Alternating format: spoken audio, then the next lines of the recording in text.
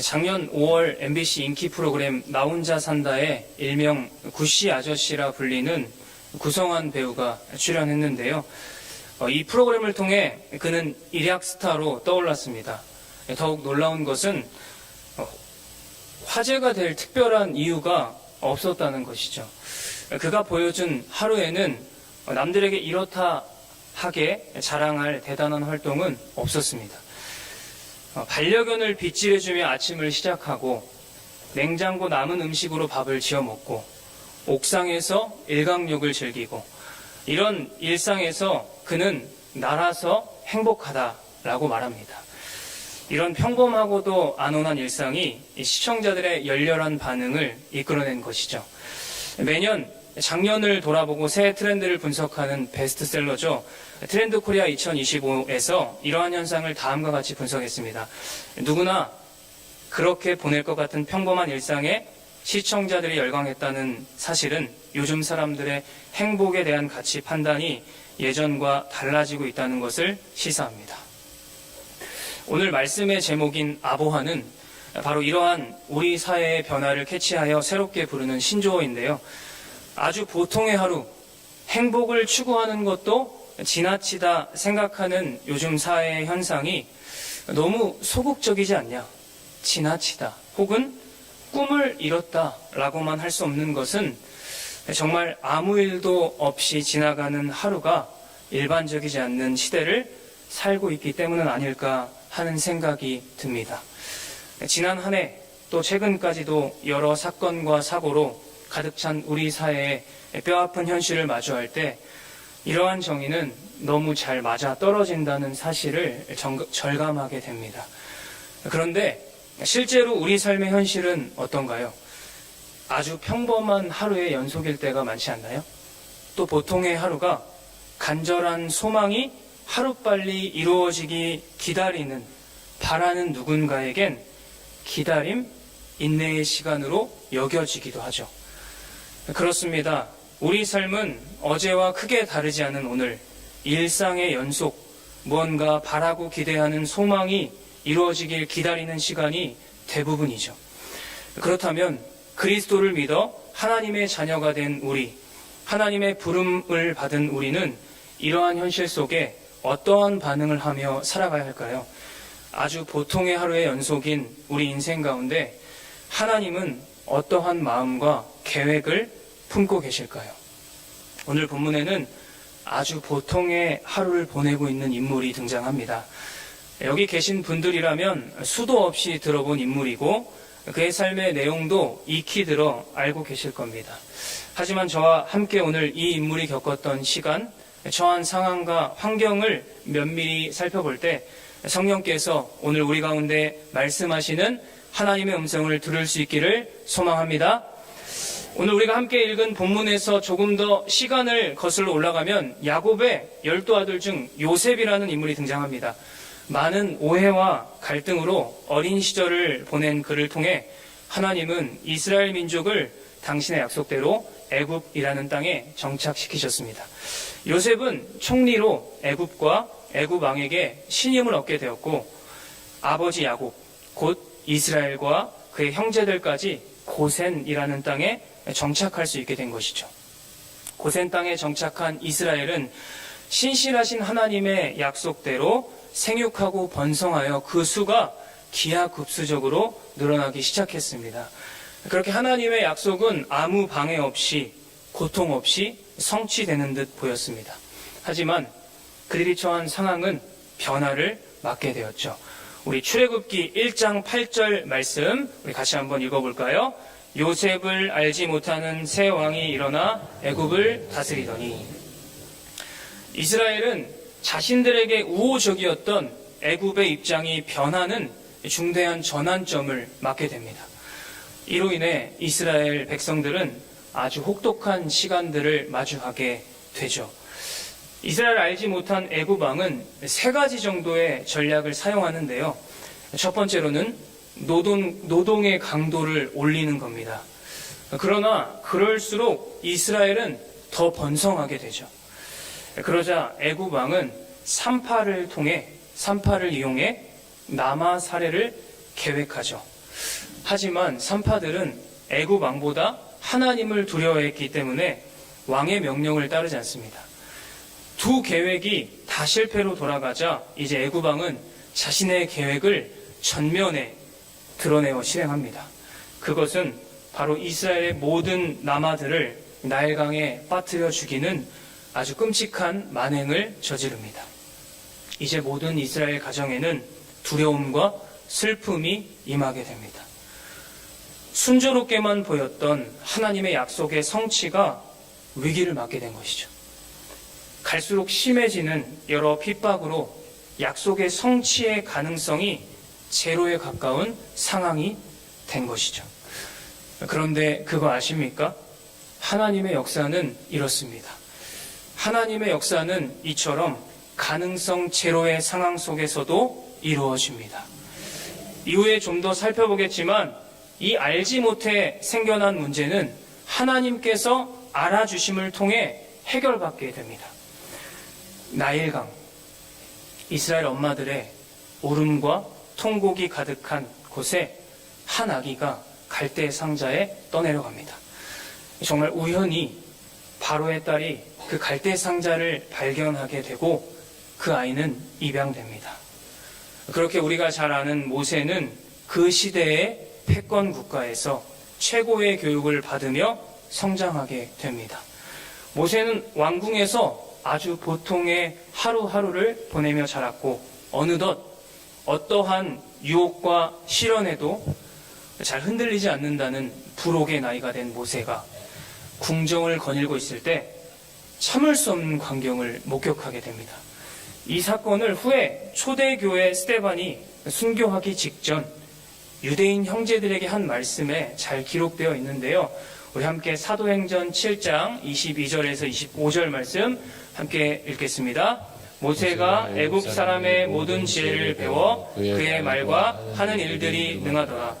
나이가 40이 되매 그 형제 이스라엘 자손을 돌볼 생각이 나더니 한 사람이 원통한 일 당함을 보고 보호하여 압제받는 자를 위하여 원수를 갚아 애굽 사람을 쳐 죽이니라.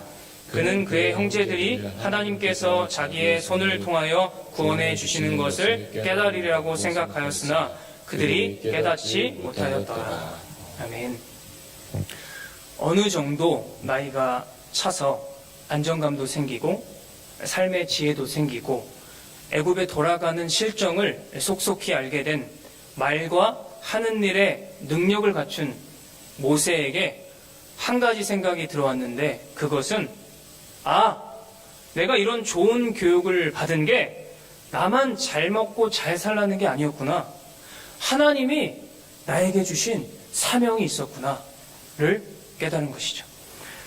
이 사명이 틀리지 않은 것은 히브리서 기자가 히브리서에 보면 등장합니다. 믿음으로 모세는 바로의 공주의 아들이라 칭함받기를 거절했다 말하죠. 그런데 이러한 결정과 모습은 모세의 믿음과 또 신약 기자들이 해석하는 것과는 전혀 다른 현실을 모세에게 가져다 줍니다. 우리 출애굽기 2장 15절 말씀 우리 함께 읽어볼까요? 바로가 이 일을 듣고 모세를 죽이고자 하여 찾는지라. 모세가 바로의 낯을 피하여 미디안 땅에 머물며 하루는 우물 곁에 앉았더라. 바로의 딸의 양 아들이었던 모세, 최고의 교육과 대우를 받으며 살았던 모세의 삶, 아주 보통의 하루. 편안함과 안락함을 누리던 일상이 하루아침에 변하여 제국의 도망자 신세로 전락해버립니다. 모세의 행동을 들은 바로왕은 모세를 죽이고자 했고 모세는 목숨을 부지하기 위해 바로의 손이 닿지 않는 미디안 땅으로 도망을 가게 됩니다. 이때 모세의 마음은 어땠을까요? 하나님을 위해 무언가 해보겠다는 마음, 그 생각과 확신으로 결정한 자신의 행동이 책임지기 어려운 결과로 나타난 삶의 변화 앞에 모세는 어떠한 생각을 할 수 있었을까요? 모태신앙으로 자라서 기도도 못해, 말씀도 못해, 찬양도 못해, 다 못하는 못해 신앙으로 살던 저는 군대에서 하나님을 만났습니다. 수없이 들었던 십자가 그 사건이 다른 사람의 죄가 아닌 내가 지은 죄 때문에, 나 때문에 죽으셨구나 하는 개인적인 확신과 고백을 통해 하나님을 인격적으로 만난 뒤 하나님은 저에게 크신 은혜를 부어주셨고, 저는 그 은혜를 따라가다 보니 25살이 되자마자 나의 삶을, 나의 시간을 하나님께 드리고 싶다는 그 믿음과 복음을 향한 열정 하나로 정말 아무것도 모르는 인도 땅에 청년 단기 선교사로 가게 되었습니다. 몸도 마음도 관계도 무엇보다 하나님을 향한 열정과 사랑도 뒤지지 않는다고 스스로 자부하며 동시에 겸손해야 한다는 생각을 가진 채 마주한 선교지는 제게 녹록지 않았습니다. 자부하던 건강도 관계도 마음도 무너지기 시작했고, 누구보다 뒤지지 않는다고 생각했던 열정도 점점 사그라드는 것을 바라보며 괴로운 시간을 보냈습니다. 그리고 계획했던 1년의 시간을 다 채우지 못하고 10개월 만에 쫓겨나듯 인도에서 한국으로 옮겨지게 되었습니다. 그리고 이해할 수 없는 어려운 시간을 보내게 되었습니다. 이때 저의 마음과 생각은 단 하나였습니다. 하나님, 저한테 도대체 왜 이러세요? 저는 그저 하나님을 사랑해서, 하나님을 좀 더 알고 싶어서 주님이 주신 마음을 따라간 것 뿐인데요. 그 시절 어린 제가 감당할 수 없었던 건강의 어려움과 관계의 깨어짐, 무엇보다 붙들 수 없어진 미래의 소망과 비전 앞에 저는 그저 하나님께 이유를 물은 채 지낼 수밖에 없는 다소 무의미하게 느껴지는 시간을 보냈습니다. 아주 보통의 하루에서 감당할 수 없는 시간들, 실현의 시간이 되게 찾아오게 되면 자연스레 떠오르는 질문이 있죠. 하나님, 왜 그러십니까? 어디에 계시나요? 무엇을 하고 계시죠? 이 시간을 허락하신 하나님의 뜻은 무엇입니까? 모세는 어땠을까요? 그의 심정을 유추해 볼 수 있는 대목이 등장합니다. 미디안 제사장 루엘의 딸 사이에서 낳은 그의 아들의 이름을 다음과 같이 짓습니다. 출애굽기 2장 22절 말씀인데요. 함께 읽어볼까요? 그가 아들을 낳음에 모세가 그의 이름을 게르솜이라 하여 이르되 내가 타국에서 나그네가 되었음이라 하였더라. 모세는 아들의 이름을 게르솜이라 짓고 이렇게 고백합니다. 내가 낯선 땅에서 나그네가 되었구나. 낯선 땅과 나그네라는 비슷한 의미의 반복을 통해 모세의 심정을 여실히 나타내 보여줍니다. 또 한편으로 저는 이 이름에서 모세의 미련과 신락같이 숨겨진 희망을 엿보게 됩니다. 그는 결혼하여 아이를 낳아 어느 정도 안정을 취할 수 있는 삶의 정황 속에서도 낯선 땅과 나그네라는 표현을 사용하여 그가 지금 머물러야 할 땅이 아닌 것과 있어야 할 자리가 아니라는 것을 생각하게 됩니다. 자, 그런데 모세의 이러한 삶의 정황과 그가 느끼는 변화와 관계없이 시간은 흐르고 이스라엘의 고통은 극에 달하게 됩니다. 그리고 하나님은 이들을 기억하십니다. 더 정확히는 이들을 알아주십니다. 출애굽기에서 이 알미라는 소재는 아주 중요한데요. 요셉을 알지 못한 왕으로 인해 탄식과 고통의 삶을 살았던 이스라엘을 하나님이 알아주심으로 구원과 회복의 삶으로 나아가게 됩니다. 사랑하는 성도님들, 우리의 회복의 시작, 변화의 시작은 다른 어떤 것이 아닌 하나님께서 기억하시는 것, 하나님이 우리를 알아주시는 것에 있음을 믿으시길 바랍니다. 모세는 그렇게 아주 보통의 하루, 평범한 나날들을 보내게 됩니다. 얼마나 보낼까요? 그가 이제껏 살아온 시간만큼 곧 40년의 시간이 흐릅니다. 자, 여기까지가 서론이고요. 자, 이제부터 본론입니다. 자, 지금까지 놓치신 분들은 자, 이제부터 잘 따라오시면 됩니다. 자, 지난주 언약에 대해 이경희 목사님께서 말씀해 주셨죠. 스스로 세우신 언약을 기억하신 하나님께서 드디어 움직이기 시작하십니다. 아주 보통의 하루, 지극히 평범한 여느 때와 다르지 않던 어느 날 장인의 양떼를 치던 모세는 희귀한 광경을 보게 됩니다. 불에 붙은 떨기나무가 타지 않고 그대로 있는 것이죠. 자, 불에 붙은 떨기나무는 사실 앞에 보이는 것처럼 아주 흔한 광경이었습니다. 잘 타게 생겼죠. 광야의 마른 가시덤불은요, 돌에 반사된 햇빛으로 불이 붙어 쉽게 이동하며 불을 여기저기 전파했고, 그래서 떨기나무 같은 것은 불에 잘 쉽게 붙었죠. 그런데 모세가 본 떨기나무는 사라지지 않고 계속 타는 것이었습니다. 너무 신기해서 가까이 다가가는데 하나님께서 찾아오십니다. 자, 여기서 잠깐 모세의 마음을 묵상해 보시면 좋겠어요. 자, 이때 성도님들이라면, 내가 모세라면 하나님께서 뭐라고 말씀해 주시면 좋겠나요? 40년 만에 찾아오신 하나님께서, 하나님이 모세에게 처음 찾아오셔서 하신 말씀을 요약하면 이렇습니다. 거룩한 나 앞에서 죽기 싫으면 신발 벗고 얘기하자. 이제 때가 됐으니 너 가라. 모세는요, 적어도 신락 같은 희망을 붙잡고 기다렸을 겁니다. 뜻이 있겠지. 분명 하나님의 계획이 있으실 거야. 이렇게 내 인생이 끝나진 않을 거야. 그렇게 1년, 5년, 10년 속절없이 시간은 흘러갔습니다. 20년, 30년, 40년이 흐르는 시간 동안 모세에 대한 언급은 일절 등장하지 않습니다. 모세의 삶에 이 시간은 어떤 의미로 다가왔을까요? 아무 말씀도 반응도 없어. 이제는 나도 모르겠다. 이제는 정말 모르겠다. 하다못해 이제는 삶을 마감할 시간이 되었을 무렵 아주 평범한 날 갑작스레 하나님은 찾아와 말씀하십니다. 이제 가라. 내가 너를 바로에게 보내며 내 백성 이스라엘 자손을 애굽에서 인도하여 낼 것이다.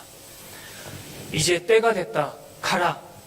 이 말을 들은 모세는 어떤 마음이었을까요? 아, 이제 하나님의 때가 됐으니 감사하다. 드디어 기다리던 시간이다. 했을까요? 모세는 이렇게 반응하는데요. 본문 11절 말씀 함께 읽겠습니다. 모세가 하나님께 아뢰되 내가 누구이기에 바로에게 가며 이스라엘 자손을 애굽에서 인도하여 내리이까.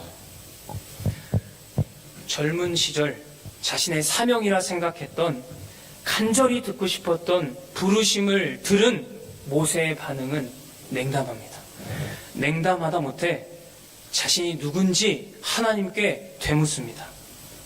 나는 무엇을 위해 살며 내 인생은 어디로 가고 있는가에 대한 질문은 이미 광야 들판 어딘가에 묻혀 잊은 지 오래이며, 내가 누구인지도 모른다는 모세의 답변은 긴 기다림과 인내 속에 방황하며 정체성과 신앙의 회의를 겪는 모습을 여실히 보여줍니다.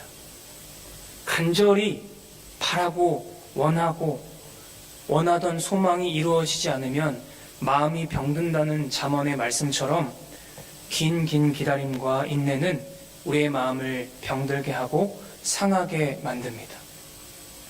저는 이 기다리는 것을 정말 못하는데요. 어릴 적 명절이 되면 시골에 내려가잖아요. 저는 시마다 때마다 이렇게 물었어요. 엄마, 몇 분 남았어? 이제 다 왔어? 한참 가야 한다는 엄마의 답변을 듣고 난 뒤 정확히 5분 정도 지난 뒤 또 묻습니다. 이제 거의 다 왔어? 그렇게 저의 물음은 엄마의 인내의 한계치를 넘어설 때야 그치게 됩니다. 왜냐하면 무섭잖아요.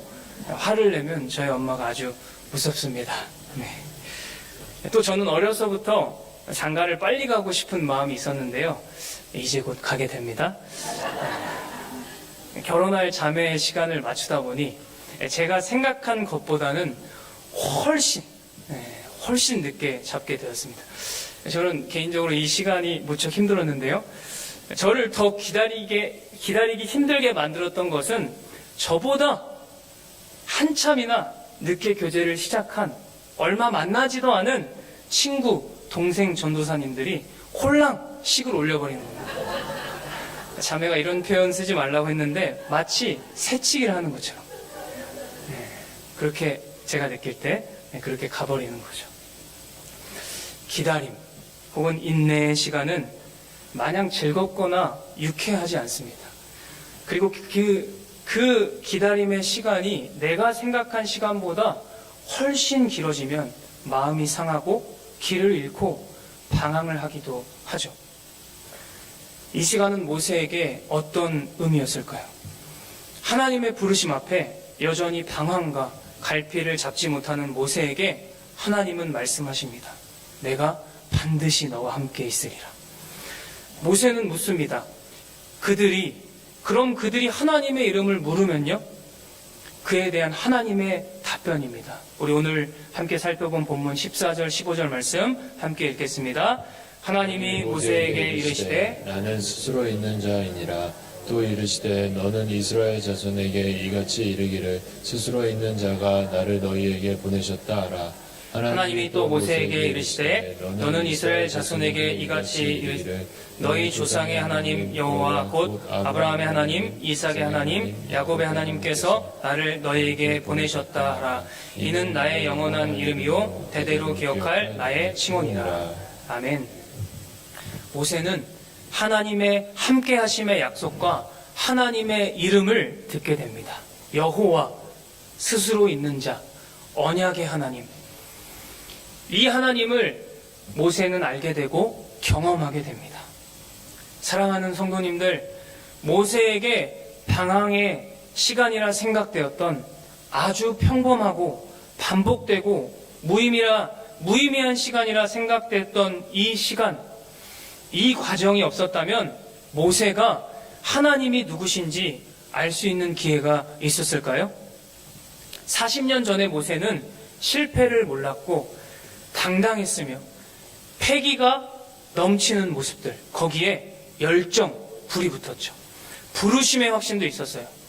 만일 그 마음대로 계획대로 성공했다면 마치 에덴 동산에서의 아담과 하와처럼 주인이 누구인지 잃어버리는 모습으로 살아가다 인생을 마감하지 않았을까요? 이 시간은 모세 개인에게도 더 나아가 훗날 이스라엘에게도 그들의 주인이 누구인지, 역사의 주관자가 누구신지, 하나님이 누구신지 알리는 시간이 됩니다. 아주 보통의 하루, 어제와 다르지 않은 오늘, 평범한 시간들, 반복된 일상이 우리에게 주는 의미는 기다림 또는 인내, 누군가에게는 고통과 외면과 외로움, 방황의 시간일 수 있습니다. 하지만 그 시간은 결코 낭비되는 시간이 아닙니다. 예수 그리스도를 나의 구주로 믿고 그 삶의 사명을 믿음으로 취하여 살아가는 자들에겐 주어진 인내와 기다림은 결국 하나님이 누구신지 알아가는 과정의 시간이요 재료가 되는 것입니다. 그 시간을 통과할 때는 달갑지 않고 그리 유쾌하지 않은 보통의 하루, 평범한 시간들일 수 있지만 그 위에 비범하신 분, 무에서 유를 창조하시고 가능성 제로에서 구원의 역사를 이루시는 분의 손에 이 시간이 붙들릴 때 비범한 시간이 되는 것이죠. 구원이 시작되는 것입니다. 결국 그 시간은 우리의 힘으로, 능력으로 하나님을 더 깊게, 풍성하게 이해하는 발판으로 사용될 것입니다.